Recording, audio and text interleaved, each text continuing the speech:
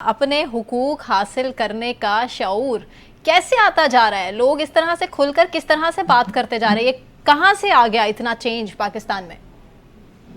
देखिए, मेरा ख्याल है कि ये शऊर जो है वो व्हाट्सएप के ज़रिए भी आता है, ये शऊर जो है वो मैसेजेस के ज़रिए भी आता है। सबको हम्म पता था कि निगरान वज़ीर-ए-आज़म साहब ने लफ्ज़ में आना है, सबको हम्म पता था कि स्टूडेंट से इंटरैक्शन करना हम्म है। आपको क्या लगता है कि सारे स्टूडेंट जो हैं वो अपनी ज़हानत के बलबूते के ऊपर सवाल करते हैं? हम्म बिल्कुल वैसे ही है जैसे सारे सहाफ़ी अपनी ज़हानत और तजुर्बे के बलबूते पे आपको लगता है कि सवाल बेहतरीन। करते होंगे क्या प्रेस कॉन्फ्रेंसेज़ में। तो ट्रू। इसलिए ये सारी बातें फ़ुज़ूल हैं। मुझे तो ये समझ नहीं आया कि सवाल ऐसा क्यों किया गया और मुझे ये भी समझ नहीं आया कि जवाब ऐसा क्यों दिया गया। जैसा सवाल करने वाला था वैसे ही जवाब देने वाले हमारे प्राइम मिनिस्टर साहब भी थे।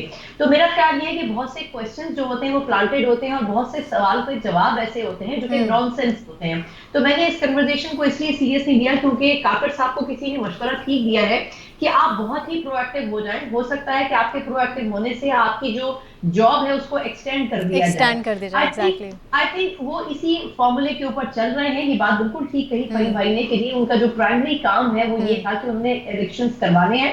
इसमें भी कोई दो राय नहीं है कि वो इलेक्शंस की डेट के ऊपर कई दफा बात कर चुके हैं। हम्म इलेक्शन कमीशन को ये कह चुके हैं कि जी ये तो उनकी जिम्मेदारी है, वो जब कहेंगे हम करवा देंगे। लेकिन आई थिंक उनको इससे ज्यादा किसी चीज में इंटरफेयर नहीं करना चाहिए। जो उनका हम्म आगे तक का टाइम है उसको खामोशी से गुजारना चाहिए इतने क्योंकि ममालिक के उन्होंने दौरे इस नहीं इंटर करने चाहिए, इस तरह मैं से उनका इंटरप्ट एटीट्यूड करूं, नहीं मैं एक होना लास्ट चाहिए। सेंटेंस वो कहूंगी जिस दिन से कि आए हैं इस सना, आपने भी देखा है सोशल मीडिया पर किस तरह से उनको ट्रोल किया जा रहा है। टाइम एक्चुअली शॉर्ट है। मैं जी सिर्फ जी एक जी जी लास्ट सेंटेंस कहूंगी जी। कि उनको पता है कि उन्होंने इस इंटरम सेटअप के बाद वापस पॉलिटिक्स करनी है, तो कम से कम वो तभी। इतना रास्ता छोड़े और एग्जैक्टली। साफ छोड़े तो हम्म वापस उस पर चल सके। बिल्कुल ठीक है।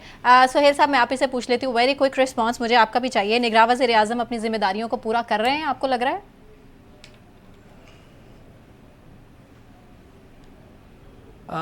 सना वो अपनी जिम्मेदारियां पूरी करते तो शायद इतना मसला नहीं होना चाहिए। अपनी जिम्मेदारियों से कहीं आगे आगे जाके कुछ मजीद जिम्मेदारियां जिससे गुज़श्ता कुछ 74 और साल के करने की सारे मसले कोशिश मसाइल हल हो जाएं कर रहे और सारी हैं। जिम्मेदारियां लेकर उन सारे मसाइल को हल करने की लगता है तगदो में लगे हुए हैं।